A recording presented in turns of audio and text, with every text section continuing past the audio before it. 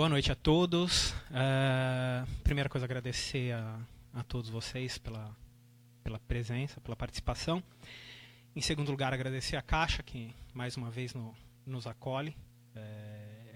Acho que já é a minha, especificamente, quarto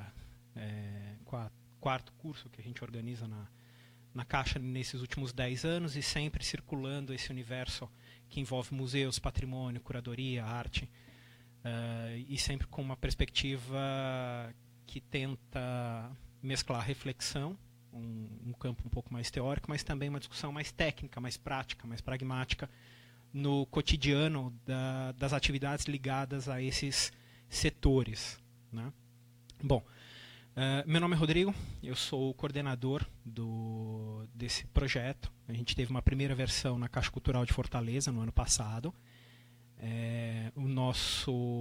A gente vai ter, ao longo de 5 dias, 5 encontros com profissionais com perfis bastante diferentes. A nossa proposta era justamente ter um universo bastante diversificado do que vem a ser a curadoria hoje, inclusive numa discussão daquilo que a gente pode entender como curadoria e daquilo que nós ou alguns dos convidados entendemos como atividades outras que não são exatamente curadoria, né? Então, isso é um dos temas que a gente vai poder discutir ao longo desses dias.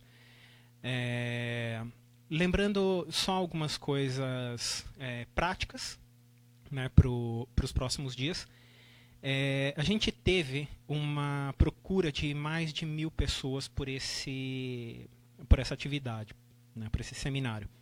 E nós temos aqui uma capacidade, uma limitação espacial. Essa limitação não somos nós que colocamos, essa limitação é do espaço. A gente não pode, por uma questão legal, colocar a gente sentada no chão, em pé, a gente não pode adicionar cadeiras, enfim. Temos todo, mesmo que pudéssemos, não teríamos como atender as 1.000 pessoas, né? Então, diante da procura, a produção estabeleceu alguns critérios, que foram os critérios que levaram vocês a serem selecionados e outros não. Como todo critério, ele tem um caráter objetivo, mas ele não é imune a falhas. Não existe processo que seja 100% seguro. Então, por exemplo, nós preferimos privilegiar pessoas que são estudantes, pessoas que estão ingressando nesse universo e que precisam ter mais, ou que gostariam de ter mais conhecimento sobre isso, né?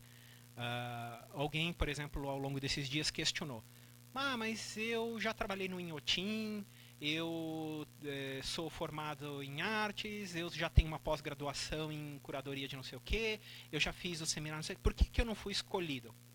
Talvez porque você não precise. Talvez porque você poderia estar aqui na frente falando, né? Então, a gente tentou adotar um critério que fosse o mais democrático possível, sempre lembrando que ele é sujeito a falhas, né? Posto isso, a gente sabe, também por experiência, que ocorrem faltas, né? Nós temos uma coisa curiosa da cultura brasileira, que é não valorizar na devida medida as atividades que são franqueadas, elas não são gratuitas. A gente tem que lembrar que o Estado brasileiro está financiando esse nosso evento, né? A Caixa Econômica é uma estatal, essa estatal é mantida com dinheiro do governo, dinheiro dos contribuintes, portanto essa atividade ela é cara e ela é paga por todos os contribuintes brasileiros. Mas o brasileiro tem uma dificuldade de entender isso, né? Que é que nem a universidade pública. A universidade pública não é gratuita, né? Ela é paga e muito bem paga, né, pelo contribuinte. Então, mas a gente sabendo disso, a gente acaba tendo quebras na nossa presença. Normalmente, 10, 15% das pessoas acabam não aparecendo por N motivos. Algumas porque tiveram problemas pessoais, outras porque realmente desencanaram. Então, diante disso, nós adotamos um critério já há vários anos, que é aguardar um período, que nós entendemos que é alguma coisa em torno de 40% do tempo da atividade, porque já aconteceu em outros cursos aqui, a pessoa está se deslocando de uma outra região da cidade. A gente sabe que São Paulo, Rio de Janeiro, as grandes cidades brasileiras, elas são um caos de mobilidade urbana. Então o cara sai do trabalho dele às 6 horas, não existe garantia que ele vai conseguir chegar aqui às 6h30, 6h40, 45, 7. Então, entendendo isso, e a gente já teve casos de pessoas que só podiam chegar 15, 20 minutos depois de iniciada a atividade, a gente decidiu adotar o seguinte princípio. Nós temos um período de tolerância no qual o lugar dele está garantido. Depois disso, a gente libera a entrada das pessoas que estão do lado de fora por ordem de chegada. E o fato delas virem e poderem sentar num dia, entrarem num dia, não significa que no outro dia elas vão poder. Né? Porque, afinal de contas, é uma acomodação, é um aproveitamento de uma capacidade ociosa involuntária. Né?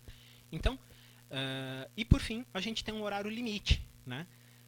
A caixa, não só a Caixa Cultural fecha, mas o prédio inteiro fecha. Então a gente tem que, até as 9 horas da noite, a gente precisa encerrar a nossa atividade e sair do prédio. Né? Então, por conta disso, a gente também, hoje, como é primeiro dia, um pouco mais confusa essa logística, mas a gente vai tentar, nos próximos dias, começar a atividade rigorosamente no horário previsto, até para a gente poder aproveitar mais o nosso período juntos. Todas essas atividades elas estão sendo transmitidas ao vivo, então se vocês tiverem outras pessoas que gostariam de estar aqui ou que não puderam estar aqui ou que querem ver essa atividade futuramente, esse material todo ele vai ser disponibilizado integralmente na internet. Ele está sendo transmitido ao vivo agora e depois ele vai permanecer disponível. Então, ou seja, na pior das hipóteses, as pessoas vão poder ver esse material em outras circunstâncias que não presencialmente. É claro que presencialmente você pode fazer perguntas, você levanta, etc. Por a distância você não tem essa possibilidade. Mas, diante da nossa limitação espacial, entendemos que é a melhor solução possível. Bom, sem mais delongas, queria apresentar a vocês a professora Solange Ferraz de Lima. Solange, que é nossa diretora no Museu Paulista, que a maioria de vocês deve conhecer como Museu do Ipiranga. Né? Eu sempre brinco, né, que o Museu Paulista e o Museu do Ipiranga é que nem Clark Kent e o Super-Homem. É exatamente a mesma pessoa. Né? Mas ninguém conhece por Clark Kent, todo mundo conhece por Super-Homem.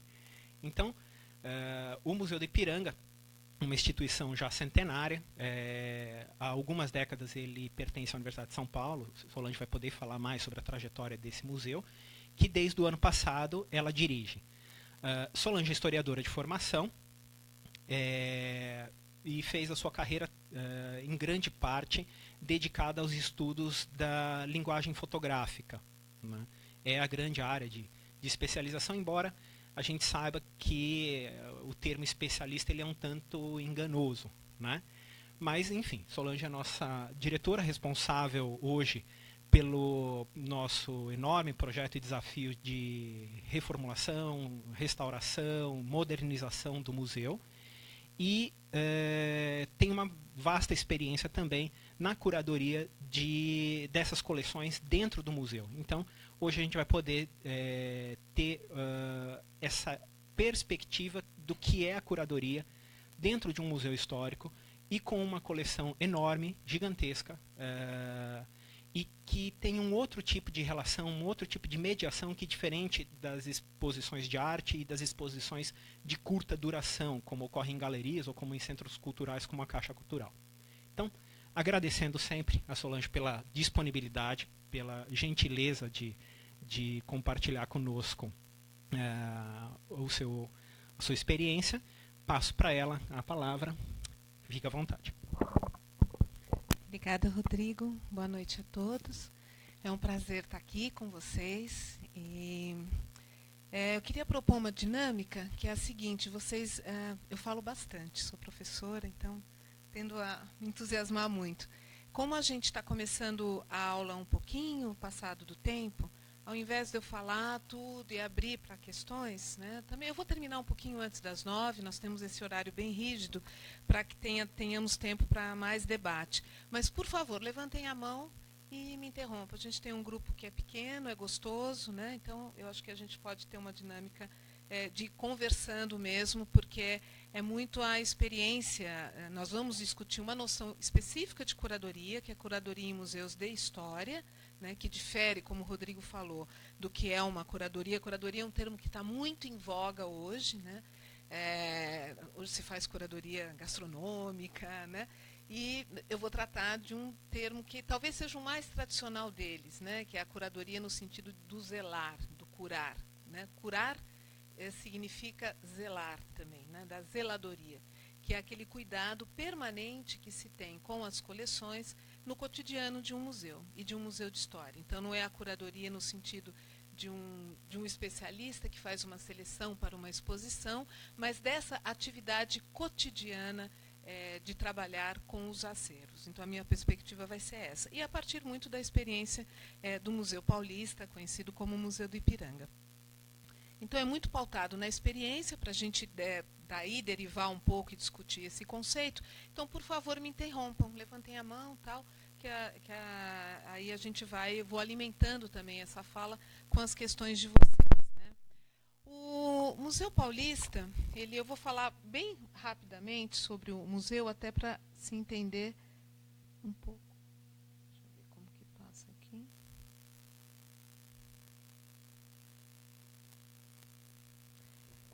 O Museu Paulista, na verdade, é uma instituição que pertence hoje à Universidade de São Paulo, mas nós temos duas unidades, o Museu Republicano Convenção de Itu e o Museu Paulista. O Museu Paulista, como o Rodrigo falou, ele se confunde com o edifício monumento, mas eles são coisas diferentes. Né? O Museu Paulista é o mais antigo museu público de São Paulo. Ele surge em 1890, a partir de uma coleção particular que é doada ao Estado, muito nos moldes dos museus do século XIX, dos museus públicos, né? Com esse perfil de um museu que tem uma coleção, uma grande ênfase na história natural, com uma porção de objetos chamados históricos, né? E ele é, portanto, um museu centenário. Em 1893, o edifício monumento tem uma outra história. Ele é um edifício que foi construído para ser um monumento à independência. É o único caso de um monumento arquitetônico. Né? Ele é um projeto que começa logo depois da proclamação da independência. Em 1823 já se pensava num marco para marcar o local da independência, mas esse projeto só vai se realizar muitos anos depois. É um projeto de um arquiteto italiano, Tommaso Gaudêncio Besi. Ele era um amigo pessoal do imperador Dom Pedro II, e os fundos, né, as verbas para se conseguir patrocinar e manter essa grande construção, é um edifício, monumento com estilo palaciano, né, dentro desse quadro da arquitetura eclética. As obras começam, na verdade, o projeto é de 1883, as obras vão começar em 1885 e ele fica pronto em 1890, ou seja, um ano depois da proclamação da República, o que era uma situação tanto quanto saia justa, um grande projeto do Império que fica pronto depois da República. E o ideário republicano lhe parecia um tanto estranho, um edifício desses dedicado exclusivamente a ser um monumento à independência, e que era um projeto do Império. Né? E se aventou a ideia de se instalar ali uma escola pública. Se descartou isso porque o museu ele fica no alto do Ipiranga, eu não sei quem aqui conhece São Paulo, já na borda da Serra do Mar, né? Ali a gente já está bem perto da estrada da Anchieta, então, portanto, num platô mesmo na subida da serra. E a borda do campo, né, tem as cidades que estão no entorno, São Bernardo, que se chama São Bernardo da Borda do Campo, justamente por causa disso. Se pensou em se instalar uma escola lá, mas devido aos ventos frios que batiam do sul, se considerou insalubre. E a coleção, transformada em Museu do Estado em 1893, o Estado adquire o edifício monumento e transfere para lá o museu. Então vejam que nós já começamos, é um museu que já começa com uma história um pouco complicada, porque ele vai ocupar um edifício que não foi pensado para ser museu.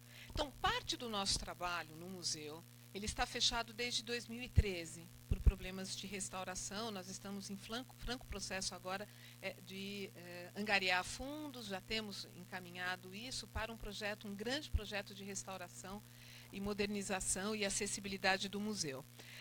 Mas vejam que a história do museu e do edifício, ela se confunde, então ele se torna o Museu do Ipiranga, mas ele sempre foi Museu Paulista. É um museu do Estado, né? Ao longo, aqui eu coloquei um pouco brevemente a história, ao longo do século XX, e isso tem a ver com a especialização do saber, ele foi dando nascimento a outras instituições. Então, o Museu de Zoologia foi um dos últimos a ser desmembramentos que ocorreu dessa coleção do Estado, desse Museu do Estado. Em 1939, ele acaba dando origem ao Museu de Zoologia, que é o nosso vizinho, mas outras coleções acabaram dando origem ao Instituto de Botânica. Os acervos foram saindo. A última grande desmembramento dessa coleção foi em 89, quando houve uma reformulação dentro da própria universidade e o acervo arqueológico e etnográfico acabou se integrando ao MAI, que é o Museu de Arqueologia e Etnologia da USP. A Universidade de São Paulo, o Museu Paulista, ele se integrou à Universidade de São Paulo em 1963 e hoje faz parte da USP juntamente com outros 3 museus. Somos museus universitários, e isso vai estar um pouco na minha fala também, para a gente pensar qual é a especificidade de um museu universitário diante de outros museus. Então, que é o MAC, o Museu de Arte Contemporânea, cuja coleção vem para a universidade no mesmo ano, ele é criado também em 63, o MAI, que é o Museu de Arqueologia e Etnologia, e o Museu de Zoologia. Então, são 4 museus chamados estatutários e que, portanto, o corpo de especialistas e de funcionários do museu é formado por docentes da universidade, né, que têm os seus compromissos com o ensino, com a pesquisa e com a extensão, e por especialistas contratados especificamente para atuar nas atividades de curadoria dentro do museu, né. Portanto, ele, como um museu universitário, assim como outras unidades da própria universidade, ele está alicerçado nesse tripé. Então, nós temos como objetivo, primeiro, a produção de conhecimento novo, só que a partir de um lugar muito especial, que é a partir da sua coleção de coisas, de objetos, né? Então, nós produzimos conhecimento novo, conhecimento histórico, a partir dos objetos. E um compromisso com o ensino, né, com o ensino e a formação profissional de estudantes por meio de estágios e disciplinas que nós ministramos também, né? E o compromisso com a extensão. Ou seja, é um tripé que todas as unidades da Universidade de São Paulo e de resto das universidades em geral no Brasil têm, que é o compromisso com a extensão universitária, ou seja, uma relação com a sociedade e de estender os cursos, que não são só aqueles cursos de formação de graduação e pós-graduação, para a sociedade ou atividades de cultura. Então, os museus têm essa atividade de extensão muito reforçada, né? Mas também a atividade de pesquisa. E isso é uma característica de museus universitários. Nem todos os museus e todas as coleções dependem de um trabalho de pesquisa dos seus acervos. Mas para os museus universitários, isso é o ponto de partida, né? Quer dizer, nós formamos coleções porque elas são a matéria-prima para a produção de conhecimento e, no caso, de conhecimento sobre a história da sociedade brasileira, né? Esse último desmembramento que eu mencionei a vocês, que aconteceu em 1989, transformou o Museu Paulista em um museu dedicado à história, um museu de história, num campo de atuação que é chamado cultura material. E o que é a cultura material? A cultura material, no Brasil, ela tem sido um campo que é muito mais familiar à antropologia do que à história, propriamente. Está dentro de uma história da cultura, né? Mas, né, nos países de língua anglo-saxões, né, tanto no Canadá também, como na Inglaterra e nos Estados Unidos, a cultura material é um campo já sedimentado e que significa, se a gente pode traduzir isso de uma maneira muito simples, fazer a história ou entender a sociedade tendo como matéria-prima os objetos. de que maneira os objetos mediam as relações, de que maneira os objetos são vetores e ajudam na reprodução das relações sociais, de que maneira eles agenciam essas relações sociais e de que maneira eles provocam efeitos sociais, né? Então, pensando no museu, que é um museu de história, especializado na cultura material brasileira, nós podemos entender que o eixo, né, o eixo de atividade de produção de conhecimento histórico sobre a sociedade brasileira é o seu acervo de coisas materiais. E um acervo que é centenário e que nunca deixou de crescer. Por favor.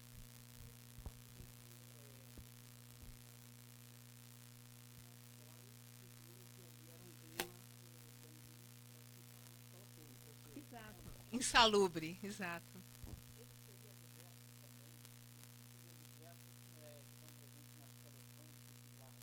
Sim, exatamente.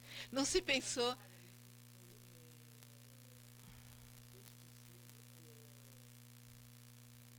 Olha, é uma pergunta interessante. Nós, hoje, eu estou, nesse momento, a minha grande atividade é retirar os acervos de dentro do museu, porque eu tenho que deixá-lo vazio, o edifício, para o projeto de restauração e modernização. A Universidade de São Paulo alugou galpões e residências no entorno do museu, para onde esses acervos estão sendo transferidos, para que a gente possa ter o imóvel totalmente esvaziado. Ficarão a pintura do Pedro Américo, que é irremovível, algumas esculturas, cerca de oito grandes objetos ficarão no edifício, né? Mas é uma pergunta interessante, eu ia chegar nisso, mas eu já adianto, porque nós temos um problema de peso, porque era um edifício monumento, ele parece muito grande, mas ele é uma grande fachada, nós não temos muita profundidade. E o acervo continuou crescendo. Então, nós não temos propriamente uma reserva técnica. Todo mundo, reserva técnica é um edifício que tem um mobiliário pensado para acondicionar acervos, com todas as condições climáticas, de espaço para isso, com controle climático para isso. Nós nunca tivemos uma reserva técnica. Porém, esse edifício, e isso é uma coisa fantástica, porque ele agora está sendo estudado de várias maneiras, ele sempre foi objeto de estudo, mas a partir da década de 90 os estudos se intensificaram, e mais recentemente ele foi objeto de laudos estruturais das fachadas, justamente nessa preparação para o projeto de restauração. Ele tem paredes muito largas, de tijolos. Ele é um edifício totalmente orgânico, que isso é um dos problemas, porque a pintura muito plástica acabou danificando esse edifício tão orgânico. Mas isso faz com que esse edifício tenha uma capacidade de clima, de microclima, muito adequada. Então, o que aconteceu? Nós não temos espaço. A gente foi ocupando várias salas e diminuindo as salas de exposições. Mas hoje, uma parte do acervo que saiu, que é justamente o acervo fotográfico de papel, que está numa outra casa, ele apresenta problemas que ele nunca apresentou dentro do edifício. Porque o edifício, as paredes do museu são paredes de uma largura de 50 metros, feitas de tijolos, né? E eu acho que todos aqui até sabem disso. Ele tem, o clima lá dentro se mantém sempre muito estável. Então, no fundo, do ponto de vista, embora nós não tenhamos uma reserva, nunca tivemos uma reserva técnica como tal, nunca tivemos climatização, porque era impossível climatizar um palácio com pé direito de 7 metros, mas os objetos ficaram bem lá, apesar dessa insalubridade que fez com que a escola não pudesse se instalar, né? Então, ao longo da história, os danos não foram tão grandes assim. Eu acho que esse edifício resistiu muito bem. É uma obra que hoje a gente está conhecendo ela melhor, é uma obra fantástica que conseguiu, porque não houve um cuidado permanente com esta obra, né? Ela foi cortada na sua base na década de 40 para se ganhar novo espaço. O edifício se acomodou, mas hoje a gente vê que ele estruturalmente está muito bem, né? Os problemas que nós temos foram de infiltração de água e as manilhas que acabaram se desmanchando com o tempo, mas ele guardava bem o seu acervo. Sabe? E a gente agora, enfim, nós vamos ter que ter uma nova reserva técnica, mas então, respondendo a sua pergunta, não foi tão danoso como se poderia pensar. Com exceção do peso, né? Porque é lógico que a gente foi acumulando um peso. Imagine, o nosso acervo é um acervo que guarda objetos do século XIX, a gente tem um acervo incrível de mobiliário, e mobiliário do século XVIII, mobiliário colonial, que é muito pesado, né?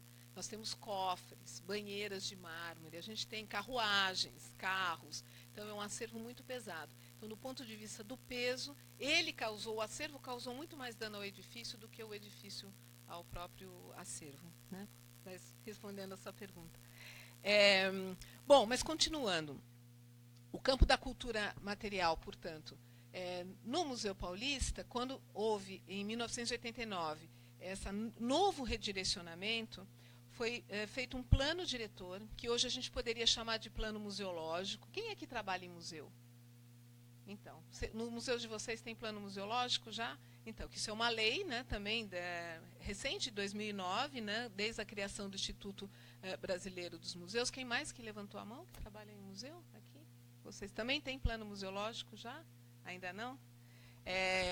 Nós, em 90, nós fizemos um plano diretor, que é semelhante a um plano museológico, só que não tem todos os programas tão bem definidos. Mas o que é um plano diretor? Ele dá uma direção, na verdade, estabelece metas, áreas de atuação.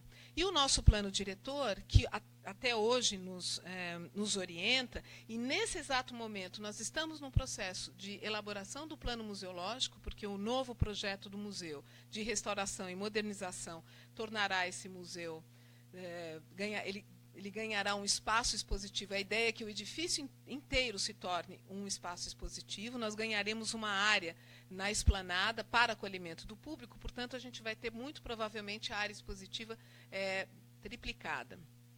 Então, é um bom momento, nós estamos fechados com a área de exposições fechadas, realizando exposições em outros locais. A área de consulta, de pesquisa e das atividades educativas continuam nos imóveis alugados, mas nós estamos exatamente nesse momento fazendo uma avaliação desse plano diretor, né, uma avaliação institucional, para transformar, portanto, chegarmos a um plano museológico e pensarmos, portanto, como primeiro passo, né, tanto o programa expositivo como o programa educativo. Então, são as duas primeiras etapas, porque isso vai ter uma implicação direta no projeto de restauração que está, no momento, em andamento, né? Nós já temos o estudo preliminar, que foi fruto do concurso realizado em setembro do ano passado, e, portanto, é fundamental que a gente define esse programa expositivo, mas o que antecede o programa expositivo é essa avaliação do plano diretor e a evolução para um plano museológico, portanto. Mas o nosso plano diretor de 90, pensando que o Museu de História, especializado no campo da cultura material, ele atua até hoje em 3 linhas, que são cotidiano e sociedade, universo do trabalho e história do imaginário, né? Essas 3 linhas de pesquisa, elas foram pensadas muito a partir daquilo que o acervo já constituído, é um acervo centenário, né? Então, em 90, quando se repensa as atividades e o museu se torna um museu exclusivamente dedicado ao campo da história, ele já tinha um acervo histórico formado, né? Portanto, é a partir dessa vocação ou das suas ausências que as linhas de pesquisa foram criadas. O que as linhas de pesquisa, de que maneira que elas orientam como plano diretor, né? Na política de aquisição de acervos, né? Quer dizer, o acervo adquirido, seja por doação, seja por compra, ele precisa ser justificado pelos docentes curadores a partir da vinculação com as linhas de pesquisa, com projetos que são desenvolvidos dentro dessas linhas de pesquisa.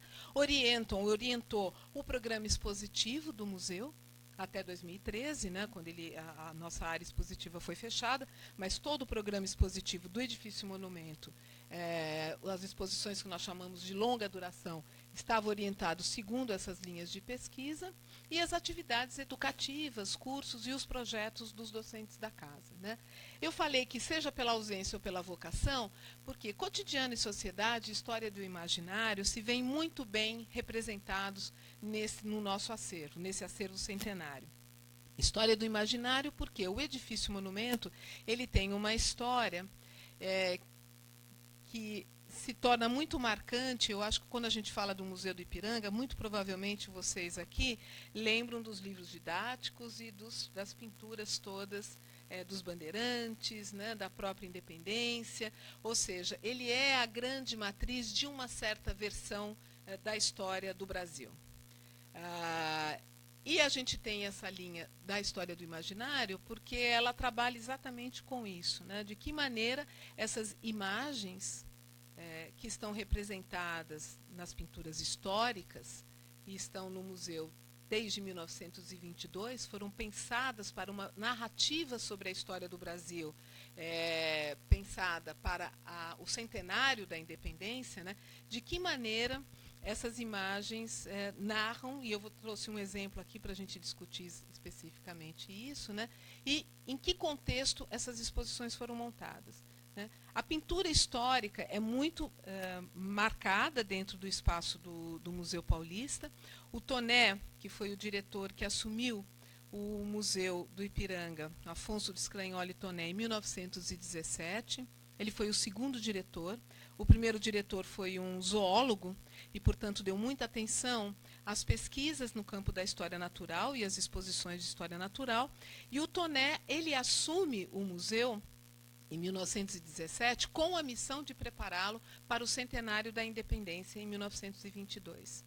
E ele é o grande responsável por criar uma narrativa visual muito amparada na pintura histórica sobre o que foi ou o que é a formação da nação brasileira, né? De uma perspectiva paulista.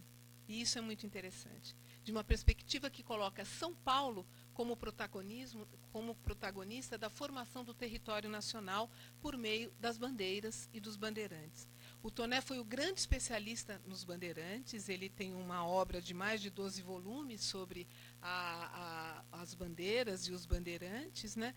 E ele trabalhou toda uma ornamentação no edifício monumento, no seu interior, com retratos daqueles que teriam sido os participantes mais ativos da própria independência, no processo político da independência do Brasil, mas também dando muita atenção às bandeiras como formação, como aqueles que conseguiram alargar e formar o território nacional.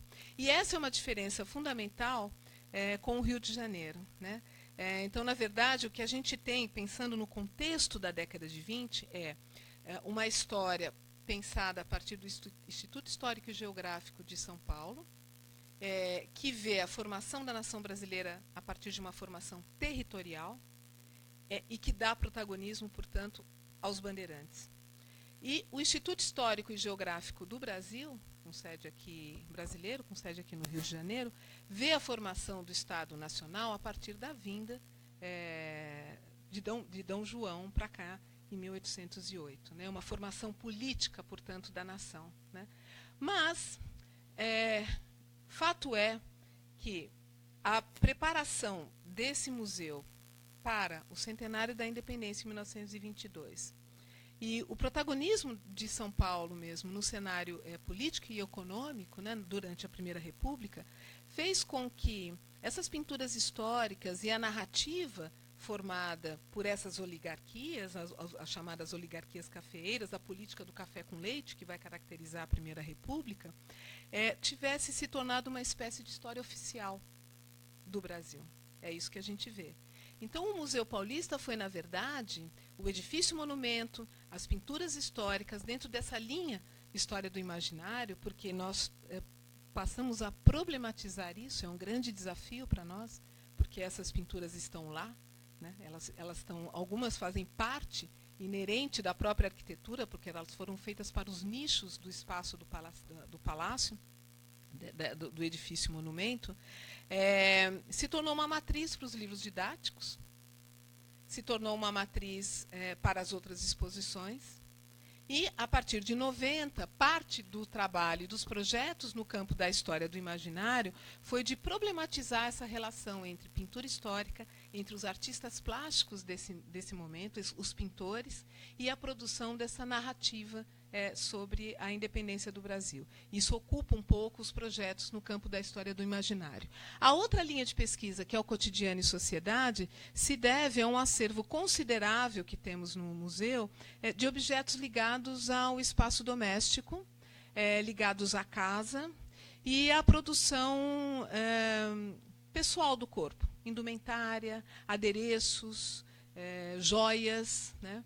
Este museu é um museu que, sob a batuta do Toné, que ficou lá de 1917 até 1945, e depois continuou um pouco com essa perspectiva, era um museu que era naturalmente o lugar de memória das elites paulistanas, das grandes famílias. E boa parte desse acervo foi formado dessa maneira, né?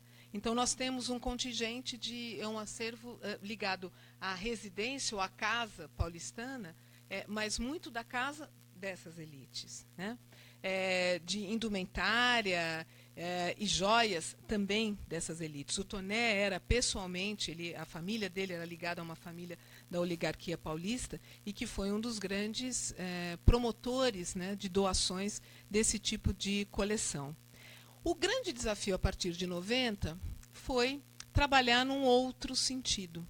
Incentivar coleções, ou seja, entender que o museu de história, não é um museu que trabalha com a personalidade política, a personalidade de exceção, e tampouco é o lugar de formação e manutenção de uma memória de um único extrato da sociedade brasileira, né? E isso, de alguma maneira, se vincula a movimentos mesmo dentro do campo da historiografia, que vão trabalhar com a história de gênero, com estudos de gênero, com a microhistória, com a história da infância, enfim. Existe um movimento todo dentro da historiografia que, de alguma maneira, se viu refletido também nesse plano diretor que institui essas linhas de pesquisa. Quer dizer, a história da mulher, né, a questão do gênero, a própria história do imaginário, alguma coisa muito presente dentro de uma historiografia que está se praticando nos anos 90, né, que se pensa a questão das representações, que questiona as várias versões possíveis a partir da mobilização de acervos iconográficos, né? Então, eu acho que o plano diretor que é pensado na década de 90, ele reflete muito esse movimento da historiografia e um desejo de alterar o perfil de acervo existente até então, sem, contudo, negar aquilo que já existia, né? Então, não cabia a nós transformar toda essa ornamentação e toda a pintura histórica que está lá presente e falar, não, a história não é assim, nós vamos contar uma outra versão. Mas sim problematizar essa versão e procurar contextualizá-la. E isso, do ponto de vista do programa educativo do museu, sempre foi um grande desafio. Primeiro porque a grande maioria dos visitantes entrava no museu pensando que aquele museu foi a casa onde Dom Pedro morou. Quartos, era o palácio. Não, a primeira questão era resolver isso, né? Então, o educativo falou assim, olha, tudo bem, vamos discutir história do imaginário, a questão ideológica, mas as pessoas entram aqui achando que Dom Pedro morou aqui, porque é um palácio, na verdade, né? E a segunda é procurar entender e fazer todo um trabalho de problematizar essa versão, né? Quer dizer, não negando e colocando uma outra no lugar, mas procurando problematizar mesmo. E um pouco do exemplo que eu trago aqui para vocês, que é sobre imagens, não é exatamente sobre fotografia, de que maneira nós lidamos com a questão da imagem do bandeirante. O bandeirante tem uma presença enorme no museu. Vocês podem imaginar quão complicado é, hoje, nós pensarmos na figura do bandeirante, que foi tratado como um herói, né? Mas a gente vai chegar lá. Esse outro que eu deixei por último, que é o universo do trabalho, é a ausência. O que não está representado no museu. O Museu Paulista não tem a representação do trabalho. Por quê? Porque para o Museu de História, com essas características que eu apresentei agora para vocês, nessa formação ao longo do século XX, o trabalho não era digno de ser representado. De forma alguma, né? Então, o trabalho na fábrica, dos pequenos artesãos, né? O trabalho da indústria gráfica, nada disso está representado. E mesmo o trabalho escravo, quando aparece, que nós temos lá, aparece pelos instrumentos de tortura, né? Ele não aparece como trabalho efetivo. Então, o universo do trabalho é uma das linhas que aparece no plano diretor, não por uma vocação do acervo, mas exatamente por uma ausência, né? E nós conseguimos alguns bons ganhos nesse sentido, algumas coleções interessantes que nós começamos a recuperar. Então, por exemplo, nós temos uma coleção interessantíssima, que é toda uma oficina de alfaiataria, de um alfaiate, que vai para o museu. Então, dentro dessa linha Universo do Trabalho, nós procuramos privilegiar os ofícios urbanos, aqueles ofícios que se mantiveram, de alguma maneira, apesar da indústria, por exemplo, de roupas, né, que é o alfaiate, a costureira, né? Nós temos alguns moldes de chapéus, né, que nós procuramos incentivar. Uma grande coleção que entrou muito recentemente é uma coleção de tipos, né, recuperando um pouco a tipografia, que é uma atividade também que desapareceu e que pouco se conhece, né? Então, o universo do trabalho procura dar conta desses ofícios urbanos e que é muito pouco, tem uma presença muito pequena dentro dos museus de história. Nós temos em Minas Gerais, em Belo Horizonte, um museu incrível, que é um museu de artes e ofícios, que começa com uma coleção particular, mas é um dos poucos casos onde você tem a valorização do trabalho, dos processos de trabalho dentro de museu, tratados de uma perspectiva histórica, portanto, né? Por favor.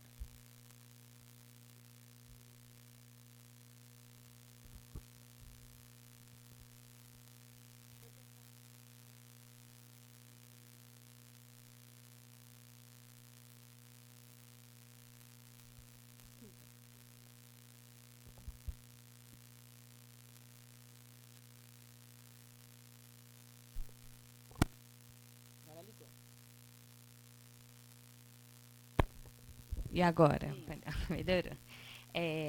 Deu um pouquinho para perceber que esse plano diretor de 1990 estava pensando em mudar, né, a visão de aquisição de acervos do museu. Foi pensado também uma política de descarte nesse plano diretor, porque, como em São Paulo tem o Museu da Casa Brasileira também, né, que eu acho que pertence ao Estado. Da Secretaria de da Estado. Secretaria de Estado também foi feito também se pensou nessa política de descarte, de encaminhar para instituições mais relacionadas ao acervo esse Essa sua papel. questão é ótima, porque descarte é uma palavra, é quase um palavrão. Porque muito acho que Quem vai trabalha jogar em fora, né? instituição sabe disso. Não é jogar fora. Você sabe que o último, eu faço parte de um GT, que ele até encerrou agora porque nós começamos um projeto temático, um GT de museus, que realizou 5 seminários internacionais. O último seminário foi dedicado ao tema do descarte, porque se produz muito, né? Mas não, na verdade não. Ninguém teve coragem, eu te digo, de enfrentar essa questão, né? Eu espero que com esse plano diretor, plano museológico agora, a gente volte a pensar nisso, porque um plano museológico, a nossa ideia é fazer uma avaliação de como foi o trabalho, as pesquisas, os projetos que foram desenvolvidos e todas as aquisições dentro das linhas, desde 90, ou seja, nos últimos 30 anos, né? E, ao mesmo tempo, enfrentar essa questão do descarte. Ela é uma questão fundamental hoje, que eu acho que muitos museus têm se pensado, e, inclusive, não só o descarte, mas a própria seleção, porque hoje, sobretudo na área de imagens, se produz muito. E o que você faz com isso? Há um excesso de produção, né? E você precisa, de alguma maneira, editar. Mas eu te digo que não. Nós, na época, não pensamos, não tivemos coragem. Até porque... Como é seu nome?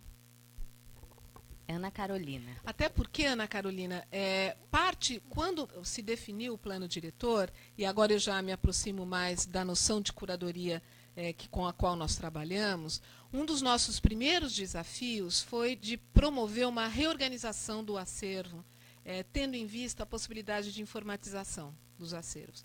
Então, havia um desconhecimento. Na verdade, havia um grande desconhecimento desse acervo, né? É lógico que existiam várias listagens e inventários, mas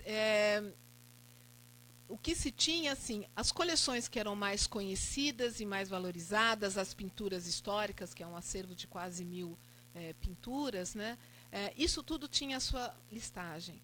Mas os documentos textuais, as inúmeras fotografias de família, os objetos do cotidiano, eles careciam de uma documentação. Então, seria muito prematuro, a gente não tinha nem coragem de pensar em descarte, porque assim, essa reformulação ela implicou na contratação de uma equipe, eu entrei nessa leva, né, de um concurso que renovou quase todas as equipes. Então, era muito prematuro, a gente não tinha nem coragem de pensar em descartar, porque a gente, na verdade, não conhecia esse acervo. Então, esse projeto de reorganização física e documental do acervo, ele implicou em pensar uma nova ficha catalográfica, informatizada, e pensar um ciclo curatorial. Esse daqui, depois eu vou deixar esse material aqui, mas isso daqui é o que nós temos hoje. Tá? Ou seja, é um acervo de aproximadamente 450 mil itens, né, envolvendo essas quantidades de acervo por tipologia. Né? Mas o que nós começamos a trabalhar, e aqui eu acho que tem um pouco o que eu falei para vocês, né, do nosso compromisso como museu universitário, mas é esse ciclo, e é sobre isso que nós vamos tratar agora. Né? Coletar, identificar, processar, conservar e difundir. A noção de curadoria com a qual nós começamos a trabalhar a partir desse plano diretor é muito devedora de uma noção de curadoria do diretor que promoveu isso, que é o professor Upiano Toledo Bezerra de Menezes, né, que alguns aqui talvez o conheçam, porque ele tem muitos textos relacionados a patrimônio e a museus. Né, e uma noção de curadoria, como eu disse a vocês, está muito mais próxima da ideia do conservateur, né, do conservador de coleções, e que está muito ligado com essa lida diária. Né. Não é lógico que nós temos o momento da curadoria da exposição, que é aquele momento da seleção, segundo um conceito, mas isso para nós está dentro de um ciclo e se organiza, e a estrutura administrativa do próprio museu foi pensada a partir do ciclo curatorial, pensando todas essas atividades como atividades que nós chamamos solidárias. Eu acho que os museus eles são lugares muito privilegiados, sobretudo na universidade, por um tipo de trabalho que é absolutamente transdisciplinar e transversal. É impossível qualquer tipo de curadoria de uma coleção, não estou falando de exposição, uma curadoria de coleção. Você adquire uma coleção e você tem que tratar dessa coleção do ponto de vista da conservação, você tem que levantar a sua biografia, documentá-la. Né? O sistema documental, né, no caso nosso, informatizado, é por onde deságua todas essas informações, como se fosse um grande dossiê. Né? E isso é mobilizado depois nas ações de difusão desse conhecimento, seja na produção de artigos, exposições, cursos, atividades educativas. Né? Então, esse ciclo curatorial todo, ele é impossível de ser feito sem uma equipe multidisciplinar. É absolutamente impossível. Né? E não há uma hierarquia. Cada um tem a sua função muito clara. Né? Então, o docente curador é aquele que tem um compromisso, sobretudo, com a pesquisa e a produção desse conhecimento. A grande maioria dos docentes no museu é formada por historiadores. Né?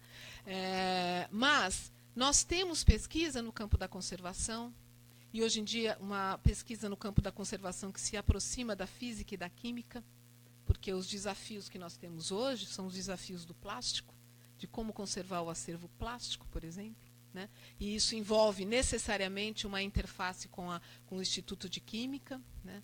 Nós temos mobilizado muito técnicas da física aplicada para identificação de pinturas, né, por meio de infravermelhos, XRF, identificação de pigmentos. Então, há toda uma área de pesquisa na área de conservação nesse sentido. Na parte educativa também, de novas formas de abordagem, né, não só na área de exposição, mas também na forma de difusão desses acervos e de uma educação patrimonial. Quer dizer, para que a gente guarda, para que a gente preserva, né? O que é digno de ser guardado, né? Nós estamos falando de um museu de história que fala, sobretudo, da vida das pessoas. Né? Então, Todas essas áreas são áreas que elas precisam estar articuladas. Não há uma hierarquia, o curador decide e será assim. Então, eu vou dar um exemplo muito concreto para vocês, né? Eu cuido muito do acervo de imagens, né? Comecei na área de fotografia, mas eu, na verdade, me estendi para a área da cultura visual, né? Nós recebemos um tipo de material fotográfico que é muito diferente do que um museu de arte recebe. Nós não temos a fotografia autoral, que chega lá já com o endereço, feita para estar no museu, como se fosse o MASP ou o MAC. Eu recebo aquele álbum de família que estava na sua casa, que não é identificado, porque ninguém coloca uma legenda com o endereço da casa da avó, certo? Casa da avó é a casa da minha avó. Então, assim, quando a gente recebe um álbum desse tipo, e geralmente é um álbum com fotografias coladas, com durex, né, que está um pouco despencando, né? Isso é um pouco o tipo de acervo que nós recebemos. Eu tenho aqui alguns exemplos que eu trouxe para mostrar para vocês do perfil.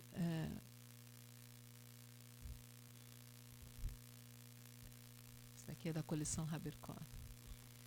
Esse é o tipo de acervo que alguns de vocês devem ter em casa, não os pais de vocês, né? Porque vai mudando agora, né? Mas aquelas fotografias de 7 poses, né? Então, esse é o tipo de acervo fotográfico relacionado à memória familiar que nos interessa, muito menos do que a fotografia autoral. Nós temos algumas poucas coleções autorais, né? Por exemplo, nós investimos pesadamente em cartões postais, que também não é o tipo usual de acervo que você vê no museu de arte, porque o cartão postal é aquele material que você descarta, né, que é do colecionador, enfim, não é considerado uma obra de arte, portanto. Então, nós trabalhamos com esse tipo de acervo fotográfico. Quando chega um álbum fotográfico desses, existe uma discussão sobre como melhor preservar. E essa discussão é uma discussão de vida dos objetos, que são as formas de apropriação. A gente depende das histórias que quem doa pode contar para nós. Isso é um grande desafio para nós. E nós começamos a investir muito nisso. Porque, como eu disse no começo, o álbum da nossa avó ele não é autoexplicativo. Então, se eu não tiver um trabalho na hora da doação, de recolher o depoimento, de entender como aquilo foi utilizado, de que maneira os móveis ficavam naquela casa. Por que você escolheu doar isto para o museu? Essa é uma pergunta muito interessante. Por que você saiu da sua casa, selecionou algumas coisas e trouxe para o museu? O que isso significa exatamente? Né? Então, isso são algumas questões que dentro de um museu de história aparecem e que a curadoria tem que lidar com ela. Então, eu gosto de contar causa. Eu vou contar um que é muito interessante a esse respeito, né? Portanto, a gente pode pensar que os objetos têm uma biografia e que parte da curadoria em um museu de história que opera com acervos dessa natureza, que não são acervos que foram, não são objetos que foram criados para ir para o museu, como uma obra de arte, né? Ele vai criado para ir para uma galeria, ele é criado para fazer parte do museu, ele é pensado um pouco para isso.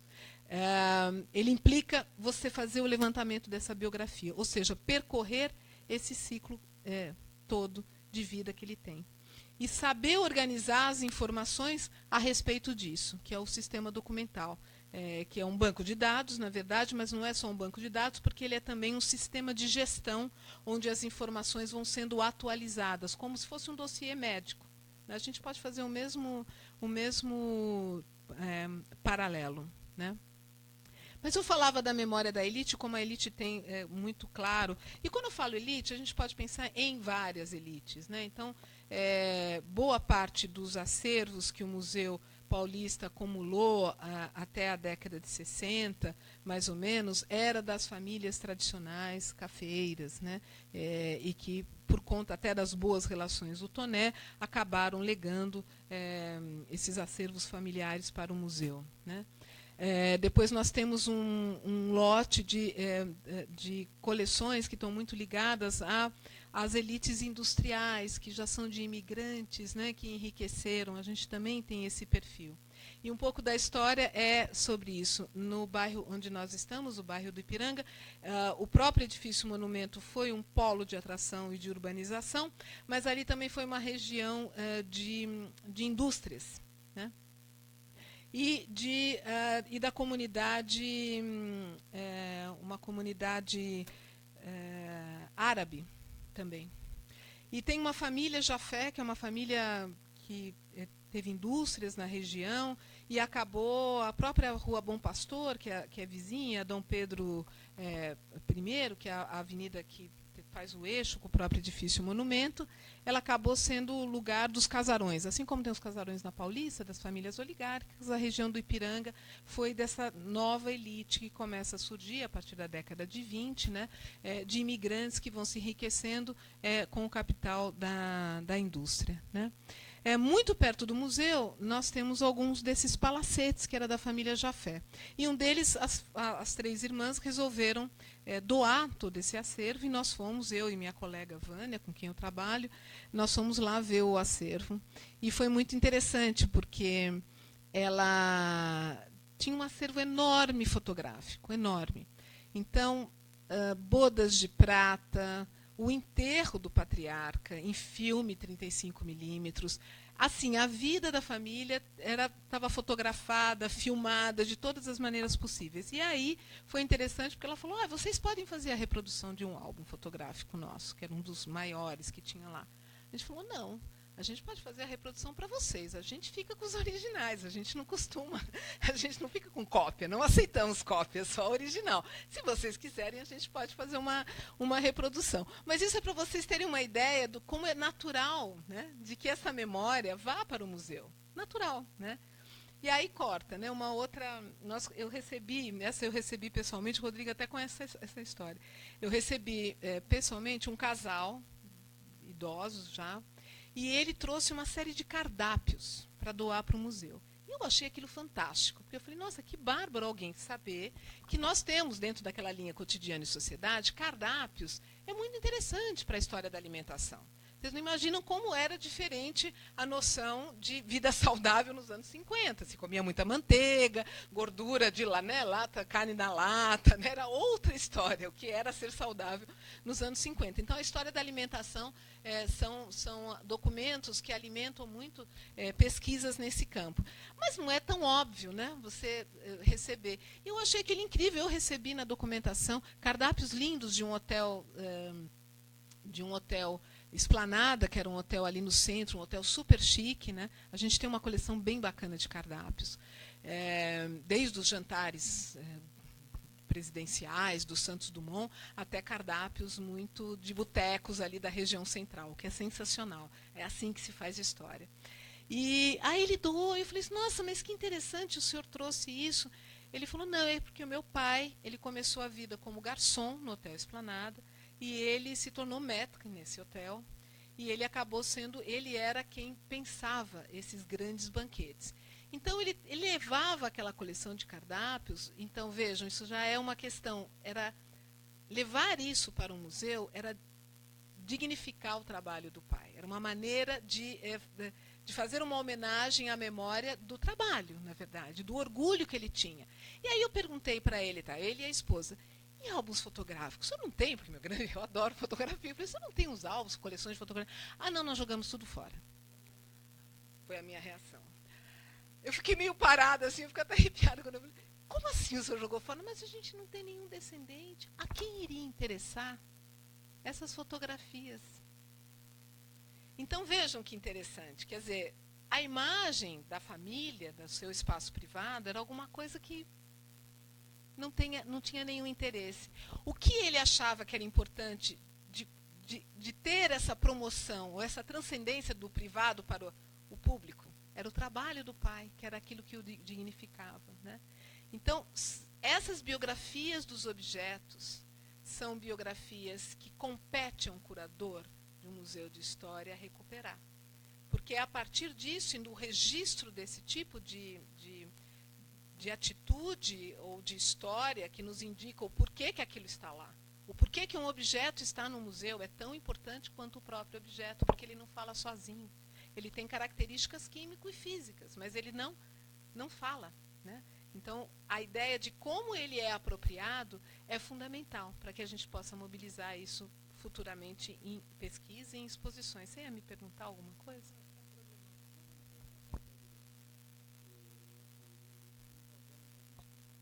tem que falar no microfone. Pode falar com o meu.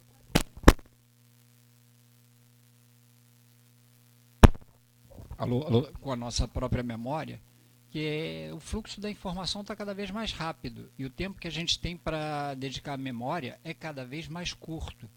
Então, me preocupo muito com o fôlego financeiro da instituição e o tempo que ela tem para fazer prospecção, porque uma coisa é o que amigos ou o entorno sensibiliza para que esses materiais sejam encaminhados até vocês, mas a minha área, que é mais cinema, por exemplo, eu sei que o Brasil ainda tem filmes de nitrato fechado em lata embaixo da cama, ou no galinheiro. O cara que salvou o filme, o fragmento de filme dramático mais antigo preservado no Brasil, que são Os Óculos do Vovô, que sobrou 4 minutos, eu fiz um documentário chamado Preservação das Imagens em Movimento, e o cara que salvou esse filme, que se chama Antônio Jesus Faio, ele falou assim: eu cansei de ir em casas que o pessoal não sabe o valor daquilo que tem, se eles não me dão, não me negociam, eu roubo para salvar. E esse filme, ele não tinha vaidade de ter isso com ele ou tirar proveito, ele encaminhou para a Cinemateca Brasileira. E aí eu queria chegar nesse ponto que você vai em feiras de antiguidades, você vê sendo negociado ou muito caro ou muito barato, materiais que as pessoas não têm noção do valor histórico que elas representam, e muito menos o econômico. E tem essa questão da pessoa também jogar fora a sua própria história. Até essa geração aqui chegou, isso aqui não vai ter interesse para ninguém depois de mim, isso aqui está ocupando uma parte aqui da minha casa que está me incomodando, eu vou botar isso fora, e vai mesmo. Então, já que tem o problema econômico e tem o problema de gastar um tempo, descobrir esses materiais, como é que é feita a prospecção? Não porque alguém indicou alguma coisa, mas a partir da sacação de vocês mesmos. A gente vai prospectar e vai trazer esses materiais para cá. Então, dentro de um museu universitário, essa prospecção é muito feita a partir dos projetos de pesquisa. Por exemplo, tem uma coleção que se chama Orestes Tercelli, que era de um pintor decorador, que ela está no museu, uma coleção fantástica, e ela foi trazida por uma pesquisa que eu estava fazendo. Hoje mesmo eu passei a tarde, antes de vir para cá, vendo uma coleção de pedras litográficas de alguém que foi fazendo exatamente essa mesma coisa, é um acervo muito bacana aqui do Rio, porque eu estou envolvida com esses chamados papéis efêmeros, né, que é a gráfica do cotidiano, numa grande exposição.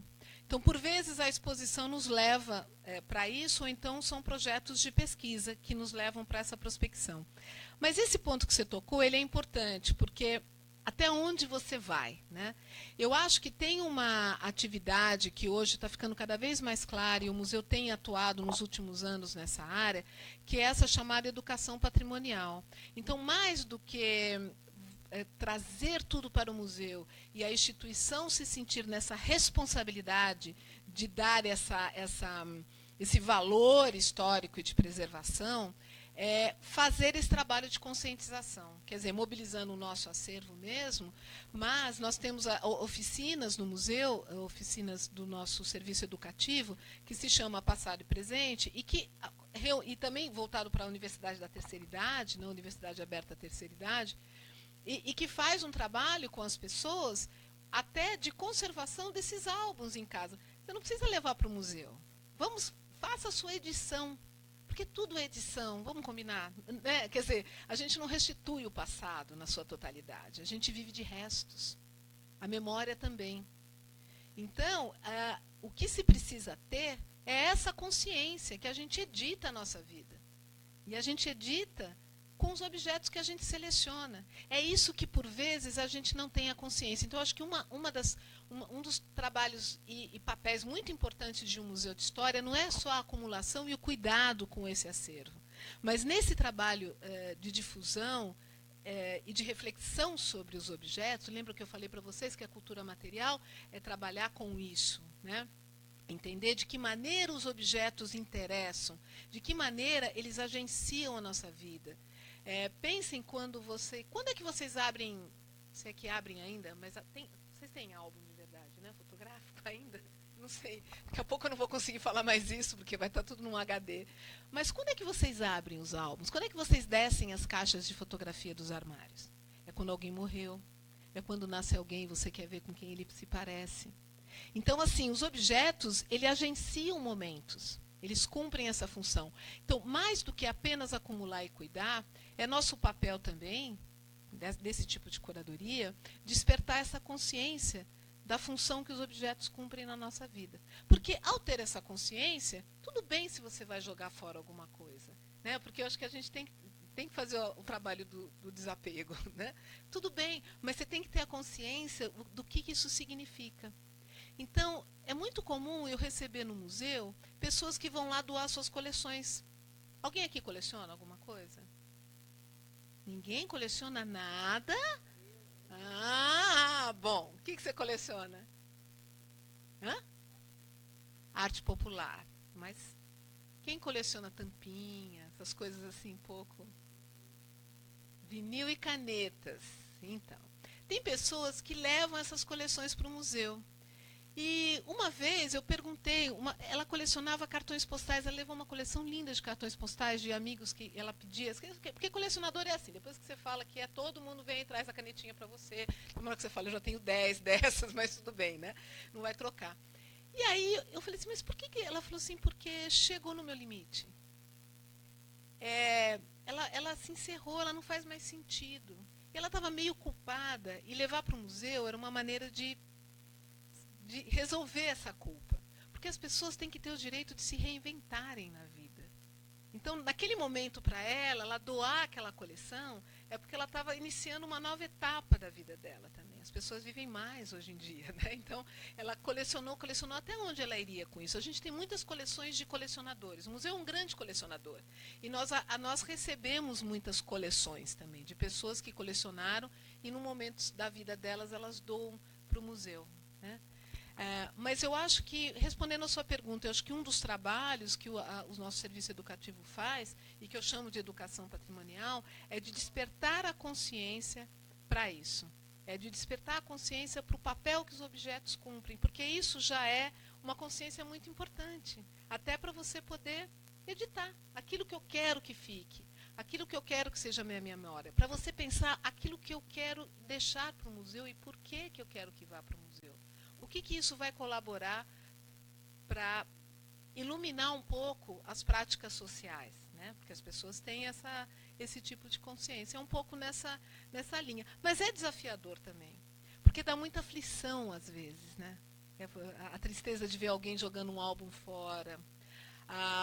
O sistema ferroviário brasileiro foi totalmente sucateado. Então, tinham pessoas que levavam, às vezes, materiais para nós, só que a gente não podia pegar aquilo porque aquilo era material público, era, na verdade, arquivo público. Né? Não era um arquivo particular. E eu via as pessoas desesperadas, né? Porque tem uma memória ferroviária que desapareceu. Né? Mas é muito desafiador. Deixa eu ver como que a gente está de tempo aqui para 2022. Diga. Pode falar, pode falar. Eu vou passar aqui porque eu quero passar para uma outra. Tem que dar o microfone. Olá. Essa questão até do acervo, eu sou fotógrafo, tenho um acervo, mas conheço outros fotógrafos, por exemplo, outro dia comentando, estava mais outro fotógrafo e esse terceiro.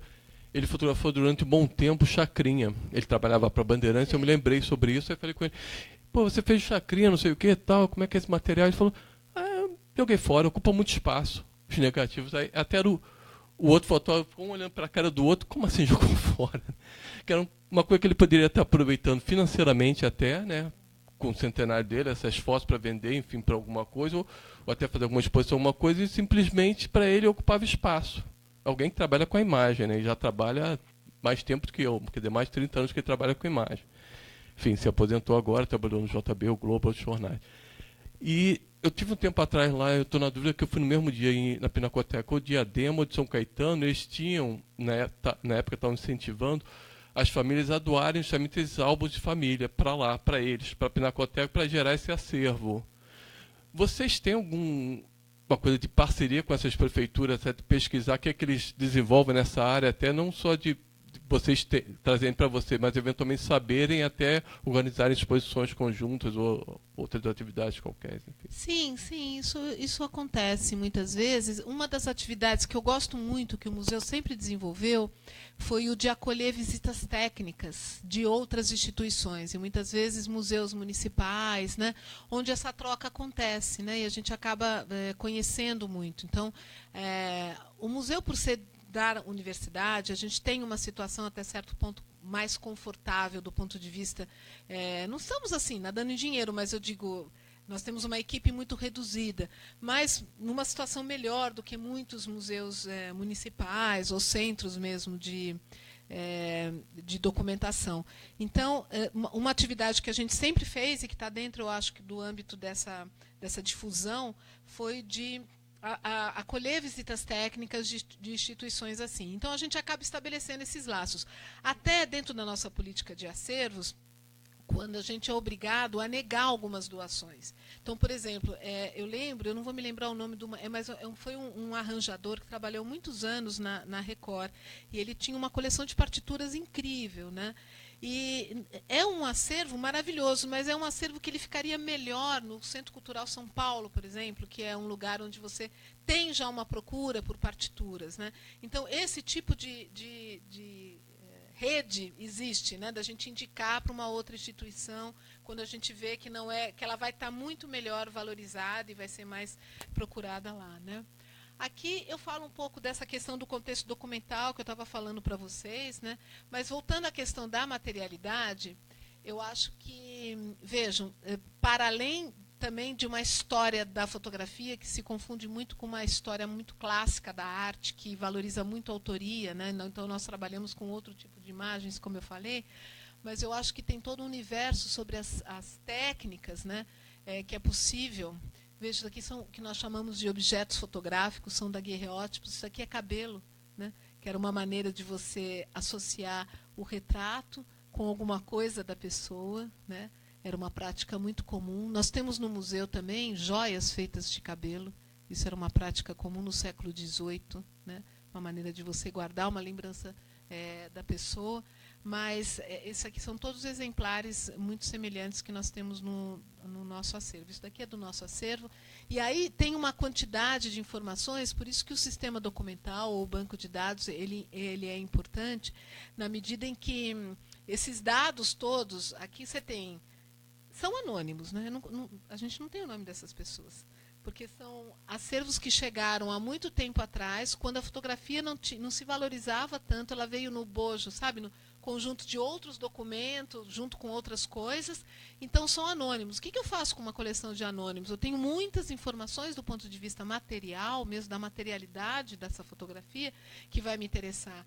Então, esse tipo de ornamentação, né, que me indica uma indústria gráfica, de que de alguma maneira está trabalhando com elementos modernos do Art Nouveau, né, a própria pose, né, das pessoas e dos retratados, as formas de apropriação, que são as dedicatórias que vêm. Então, se hoje nós temos essa prática de procurar levantar a biografia desses objetos, né, aí o outro desafio é o que eu faço com o acervo que já está lá e para o qual eu não vou ter mais acesso a isso, né? Quer dizer, ele continua tendo a sua importância na medida que aí sim a sua materialidade pode me contar muita coisa, né? E quando a gente trabalha, veja, historiador trabalha com série. Sabe aquela ideia de uma andorinha não faz verão? Mais ou menos assim. Então, historiadores trabalham com séries. Então, por exemplo, nós temos álbuns de família e fotografias de família desde o século XIX até a década de 50.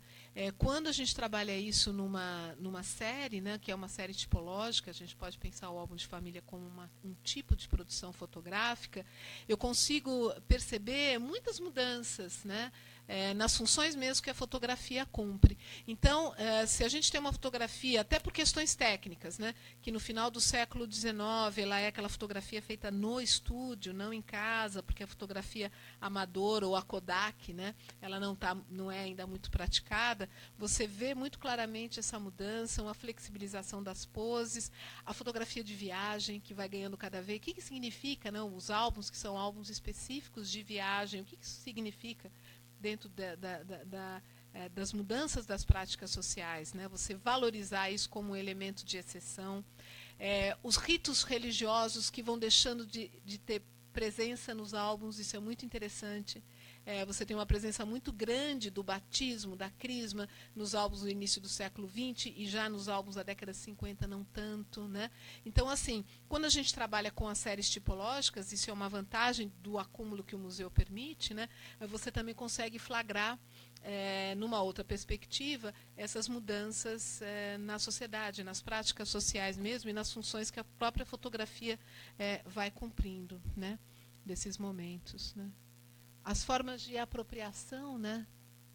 A gente tem trabalhado muito com cartões postais também dessa natureza. Tem toda uma história da indústria gráfica e da maneira como a indústria gráfica se encontra com a fotografia, que é muito, muito pouco conhecida, né?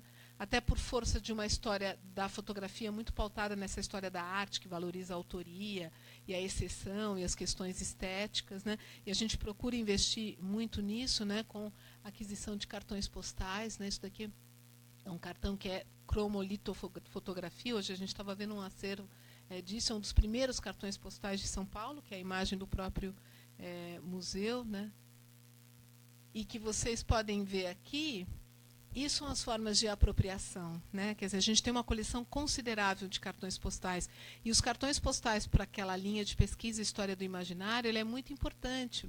Não só porque ela nos informa materialmente sobre uma cidade que muitas vezes deixou de existir, mas nos informa sobre as formas de valorizar certas partes da cidade.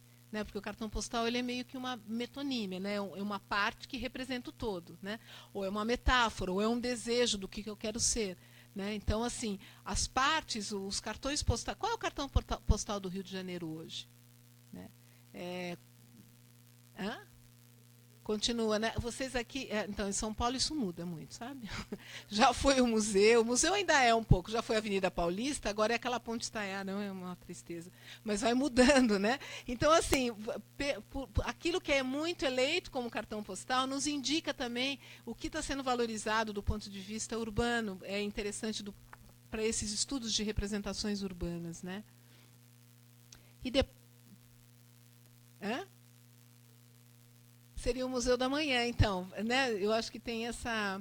E a questão das próprias técnicas, né? Que eu acho que isso é um outro trabalho que a conservação vem fazendo, que é essa ideia. A gente costuma... Algumas técnicas você precisa fazer ampliações, que isso é um trabalho da conservação, né? De identificação dessas diversas técnicas fotográficas, né? E eu queria passar mais rapidamente, chegar... Esse daqui, eu não vou entrar no mérito aqui, é o nosso sistema documental. Né? Como eu falei para vocês, todo esse trabalho de recuperação desse ciclo curatorial, né? Da coleta, da maneira como o objeto se torna um suporte de informação sobre a sua vida na sociedade, né? Ele tem que estar expresso de alguma maneira, isso é um mundo ideal, ok? A gente não consegue fazer isso para os nossos 450 objetos, 1000 objetos, mas na década de 90, com o plano diretor, aquilo que eu falei para vocês, uma das nossas funções, e que a gente conseguiu caminhar muito com isso, foi de promover essa reorganização física e documental. Então, nós criamos um sistema documental, que é uma ficha catalográfica, e é incrível a questão da tecnologia, porque quando, em 90, nós começamos a pensar na informatização dos acervos, a gente queria muito uma ficha que pudesse ter foto junto no computador. Em 90, isso era uma coisa que não existia. Era muito difícil. Você tinha banco de dados com os dados, mas você não conseguia ter fotografia na ficha associada. Né? Então, vejam, isso é uma questão de gestão, mas que diz respeito também à curadoria de alguma maneira. Né? A gente começou a informatizar os nossos acervos em 90, e nós fizemos uma série de opções por ter um analista que desenvolveu o nosso próprio programa, porque a gente não queria ficar refém de empresas que nos vendiam os programas. Né? A gente queria ter certeza que a gente ia poder atualizar o software, o hardware, enfim, e as mídias, porque tudo isso tinha que ser pensado. E eu fico muito orgulhosa de dizer que nesses 30 anos a gente nunca perdeu nenhum dado, porque a gente conseguiu manter. A gente tem um analista de sistemas que foi quem desenvolveu o sistema documental, ele foi atualizando. Hoje a gente está migrando para uma outra plataforma já, né? mas a gente começou trabalhando com disquete, com fita streamer, enfim, né, tem todo um trabalho aí que faz parte da curadoria também, que é esse armazenamento dos dados e continuar atualizando, porque a gente vive essa era da obsolescência programada, né, quer dizer, de conseguir ter o orçamento para isso e pensar, às vezes, de refazer trabalhos, né? A gente teve que reproduzir digitalmente quase 12 mil peças, porque elas tinham perdido a qualidade digital, né? E faz parte, né? Faz parte. Isso é também projetos de curadoria. Por isso que eu digo, essa curadoria do dia a dia, né? Que é do zelar, de manter esses acervos vivos, né? Para consulta e para pesquisa. Então, esse daqui é um pouco o modelo da nossa ficha. É uma ficha, eu estou mostrando de iconografia, mas ela permite várias imagens. Esse é o banco local nosso, né? Então, ela se presta para todo o acervo iconográfico, ela tem campos previstos, né, para gravura, para mapas, tudo, né? Essa é a coleção Madeira Mamoré, que é belíssima também. E aí nós temos um campo, que é o histórico. Aquilo que eu falei para vocês, de dar conta desse dossiê, né, que é um pouco a história de como essa coleção chegou aqui, né? Essa ficha de conservação é uma ficha muito simplificada. Os conservadores têm a sua ficha pendurada, essa. E a circulação, que são os usos que foram feitos desse material depois que ele se integra ao museu. Então, vejam, é um banco de dados, que por isso que é um sistema documental, porque a ideia é que ele dê conta dessa vida pregressa e a vida que ele assume depois que ele se torna suporte de informação sobre a vida dele. As exposições em que ele foi mobilizado, né? Então, isso é uma questão que passa até por uma gestão mesmo do próprio acervo, né? E eu queria terminar a minha exposição falando, eu falei um pouco, procurei falar, espero que tenha sido claro, né, um pouco desse nosso dia a dia, né, e de quais seriam os compromissos com uma curadoria que eu diria histórica, né, que é diferente de uma curadoria dentro de um museu, que é desse nosso dia a dia. E eu queria terminar com uma curadoria de exposições, que não é nem minha curadoria, eu trabalhei como uma coordenação institucional. Foi um projeto, não vou falar dela por causa disso, mas foi um projeto que foi apoiado pela Caixa, no programa Adote uma Instituição Cultural, em 2007. E foi uma exposição, e eu trouxe de propósito, porque ela procurou problematizar a tal imagem do bandeirante, que é um nó, né, para a gente, né, imagina. Então, dentro desse campo da história do imaginário, o Paulo Garcês Marins, ele é docente, ele trabalha muito nessa área, né, da história do imaginário, da própria criação da imagem do bandeirante. E nós temos as pinturas de grandes dimensões, e sempre no museu elas foram pensadas e tratadas como um mergulho no passado. Então, assim, nós tínhamos uma sala, por exemplo, sobre as monções, né, que era a entrada dos bandeirantes sertão adentro. Aí você tinha a grande pintura da partida da monção, né? Aí você tinha o canoão, que é o que a gente chama, que eram os objetos. Então você entrava lá, era como se você entrasse no túnel do tempo e tivesse, né, abrindo um livro para ler lá. E isso é muito problemático, né? Porque aí você fixa uma certa visão de história, né? Você tira o apelo crítico, a possibilidade crítica. Então, essa exposição Imagens Recriam a História, a começar pelo próprio título, procura mostrar que a pintura histórica estava ali para representar um fato do passado. E aí entra um pouco essa ideia da curadoria solidária. Essa exposição, ela começa com uma discussão conceitual onde todos dessa equipe multidisciplinar, do educativo ao conservador, passando pela expografia, pelos museógrafos também, pelos comunicador visual, nós sentamos para discutir junto desde o começo. E a primeira ação foi fazer uma pesquisa, o educativo fez uma pesquisa sobre como que as pessoas viam essas pinturas lá. E pasmem, o primeiro elemento, as pessoas não tinham a percepção, olha que interessante, as pessoas não tinham a percepção que a pintura representava um fato do passado. Por quê? Porque é uma geração da fotografia, do fotojornalismo. Então acha que aquilo que é realismo, que é a pintura histórica é uma pintura realista, num certo sentido, ela não é abstrata, né? Enfim, que o pintor estava lá, que ele era contemporâneo ao fato. Real, isso é real, a gente tem as pesquisas, né? E é fato, porque isso está no livro didático, usado da mesma maneira. Você usa a pintura do Bandeira para ilustrar o fato. Então você estabelece uma relação de verdade ali, né? E não que aquilo é uma interpretação do passado feita. Então essa foi a primeira constatação. A segunda é que as pessoas não sabiam ler pinturas de grandes dimensões, ok? O pessoal do videoclipe, da telinha, ninguém parava. Então, assim, entre um objeto e uma pintura, tipo a pintura do Pedro Américo, ou a própria Partida da Monção, as pessoas ficavam em média 5 segundos em frente à pintura. Muito triste isso, não tinha aquele devaneio de ficar olhando, porque é uma pintura narrativa, muitas delas presentes nos livros didáticos, então você vai lá e fala, essa é aquela, pá, e sai andando, né? E não, por quê? Porque isso não é uma prática da nossa percepção. Nós não estamos acostumados a fruir pinturas de grandes dimensões. Isso era uma prática do século XIX, não é uma prática do século XXI. Exatamente, é outra história. Então, os nossos desafios trazidos pelo educativo. Então, veja, a gente falou, bom, vamos fazer uma exposição que a gente problematize as nossas pinturas históricas. O primeiro passo foi entender como o público via essas pinturas no museu. Porque são pinturas com uma carga simbólica e que está no repertório do brasileiro há muito tempo. É um super desafio, não estou trazendo nada novo, na verdade, né? Então, a partir daí, a gente já fez algumas opções curatoriais. Então, assim, não tinha objeto nenhum, vai ter que ver só pintura, para ver se fica mais na pintura.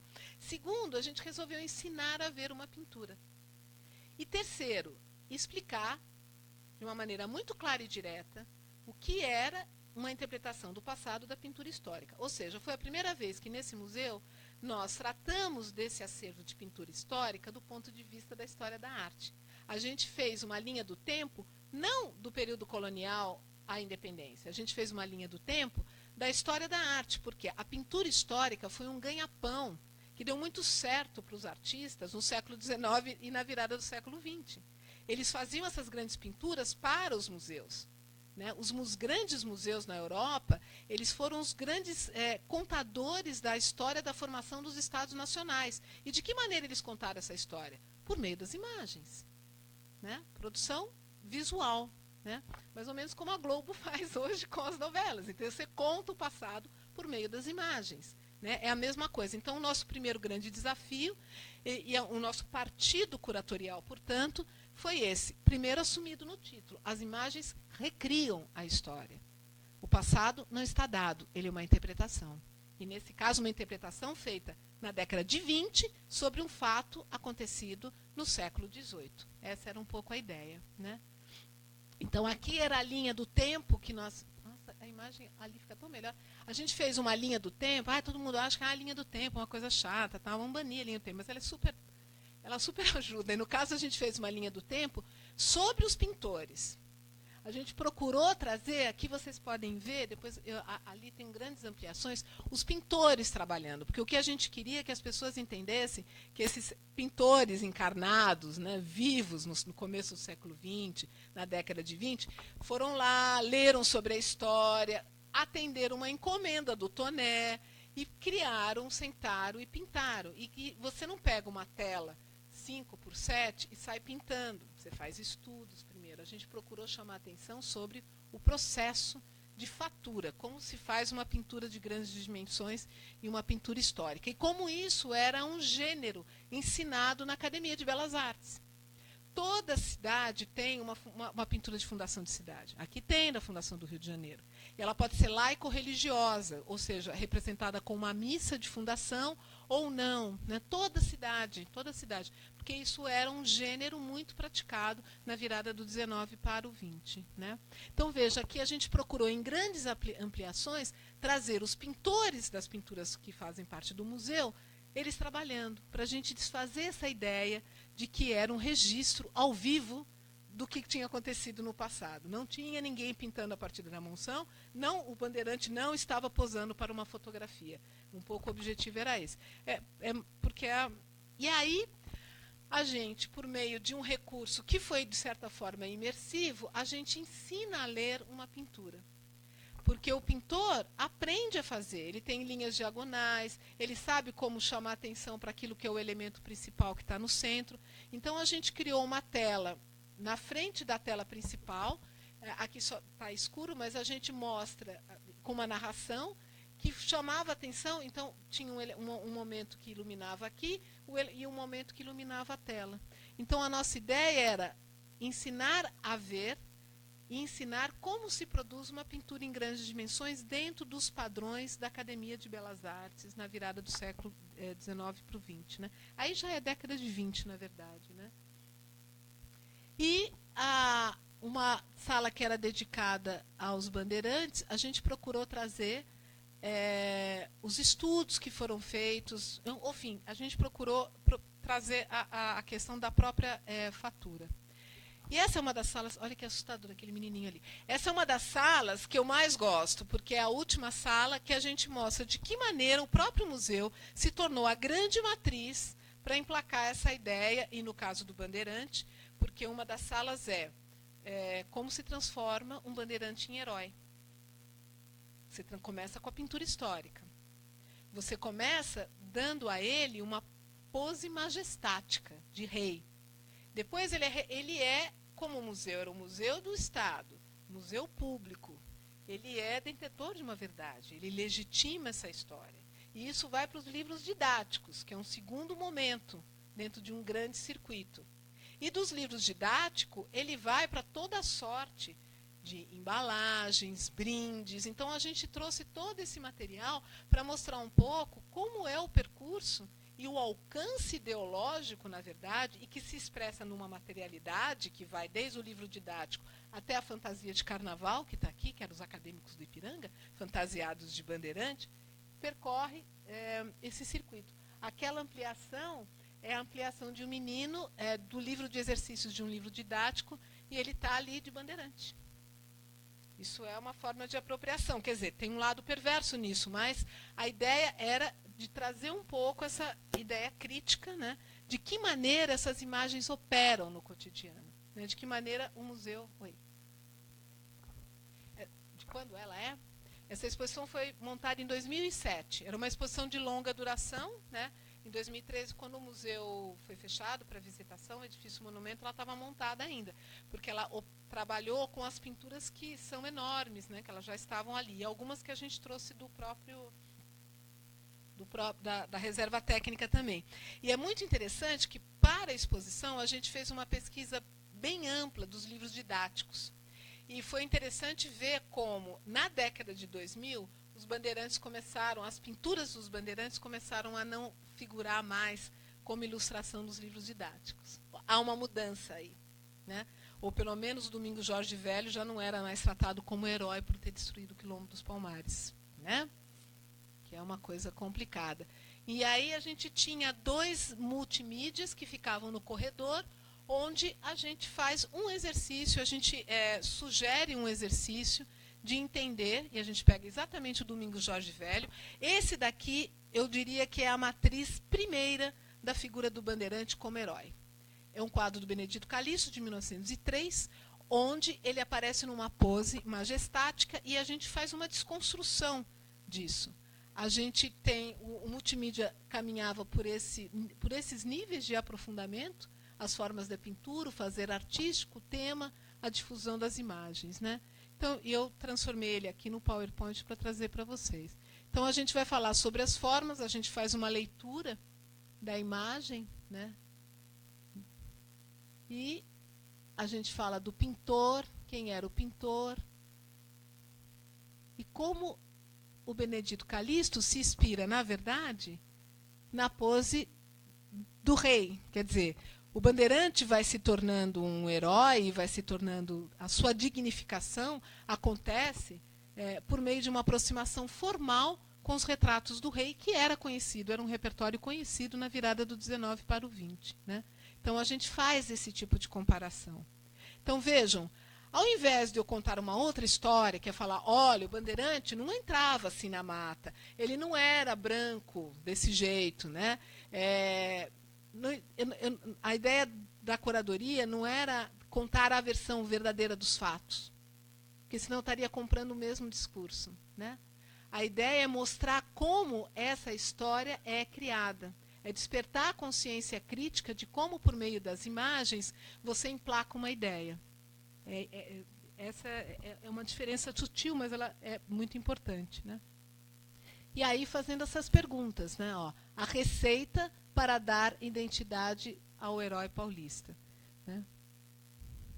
Herói de quem? A gente pergunta, né?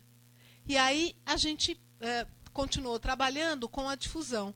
Então, o próprio museu usa essa pose majestática nas esculturas que vão ser feitas depois, sob já a direção do Toné, para ornamentar a escadaria do museu, né? E todo o ciclo de Bandeirantes que ele também faz na subida na escadaria monumental. Isso já em 1920, são encomendas de 20. Então, aquele quadro do Domingos Jorge Velho é de 1903. Nem foi aquisição e encomenda do Toné. Mas toda essa produção já é a encomenda do Toné e já é preparatória do centenário da independência. E aí a gente faz uma pesquisa sobre como isso vai aparecer nos livros didáticos, e que é muito interessante. Começa com uma reprodução da própria pintura, né, até ir se tornando uma espécie de bandeirante genérico. Não é? Porque não é mais o mesmo bandeirante. Olha só. Aliás, esse desenho é maravilhoso aqui do meio, acho que é Belmonte. Mas é um bandeirante genérico. E o que tem de interessante no bandeirante genérico? Que os elementos formais, que é a capa, o chapéu e a espada, e a pose majestática, continuam. Essa é a força da imagem. Não é o retrato e a identificação, mas do ponto de vista formal, é essa a força que garante que isso vá sendo reproduzido, né? Então, vejam, isso a gente fez com os livros didáticos, né? Até chegar nesse, que para mim é o mais assustador de todos, onde o menininho encarna a própria pose majestática, lá do Domingos Jorge Velho, né? E até chegar naquilo que é o brinde. Então, vejam, a quantidade de coisas em São Paulo que tem nome de bandeirantes é incrível, né? Você tem o Monumento às Bandeiras, que foi lá, lembro que vocês viram na televisão, que acabou sendo... Teve um ataque, né? Eu não chamo de pichação, mas teve um ataque que é problemático, não vou entrar nesse mérito. Você tem a estrada, que é Bandeirante, você tem a rádio Bandeirante, você tem, sabe... Só um comentário sobre o Monumento às Bandeiras, que eu estava falando outro dia com o Cidinha, estávamos concluindo que o Monumento às Bandeiras não é o Monumento às Bandeiras. Não é o Monumento às Bandeiras? Não, ele é o Monumento às Monções. Monções, exatamente. Porque bandeira não tem canoa. O empurra é um monumento às monções. É um monumento às monções, mas foi absorvido. Mas é uma ironia do destino isso. Em 1954, se recupera o bandeirante, o Anchieta, e veja a coisa, o índio sentadinho, comportado. Os dois elementos do comércio e da indústria, e aquilo que era o cartão postal dos anos 50, que era o centro de São Paulo, onde estavam as grandes instituições financeiras, que são aqueles edifícios, que é o desejo de São Paulo se parecer com Nova York. Isso daqui, para mim, é uma síntese fantástica de tudo que é essa ideologia. Você tem o Anchieta, porque você tem que recuperar um mito de fundação, porque o pátio do colégio já não existia mais.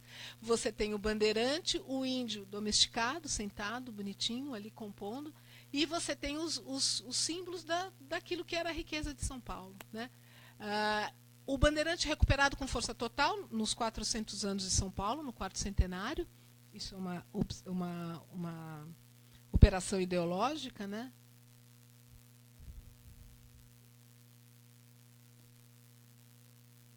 Exatamente.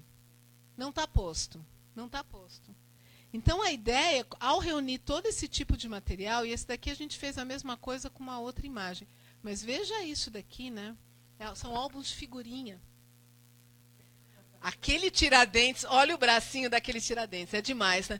Mas esse tipo de material interessa muito, porque imaginário não se sustenta no abstrato.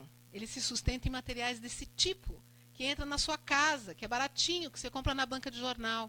Qual que é a intenção ao trazer isso para o público? É para que ele olhe para os materiais que estão na casa dele agora.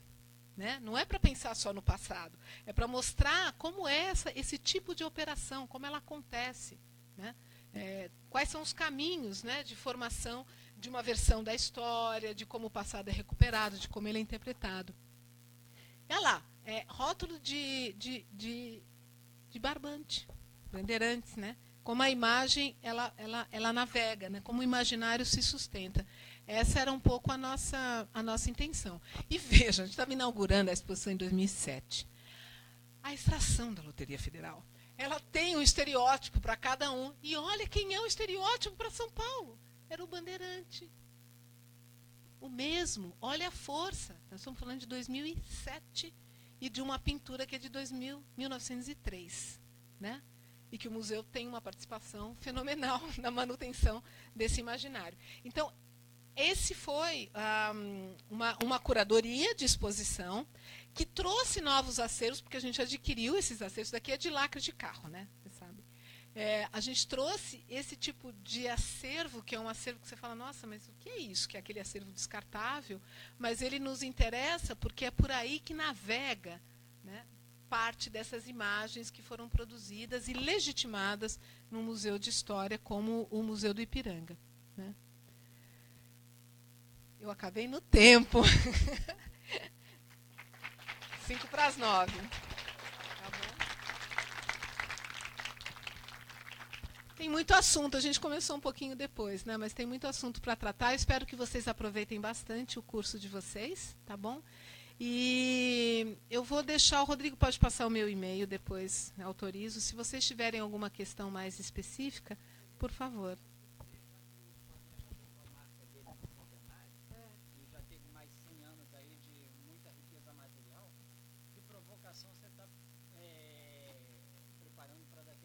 Para 2022. É um super desafio. Eu estou lá com a minha equipe pensando nisso, viu? A gente vai manter essa subida, né? Mas a gente vai ter que trabalhar isso, né? Porque imagina a expectativa de todo mundo para visitar o Dom Pedro lá novamente. Espero vocês lá em 2022.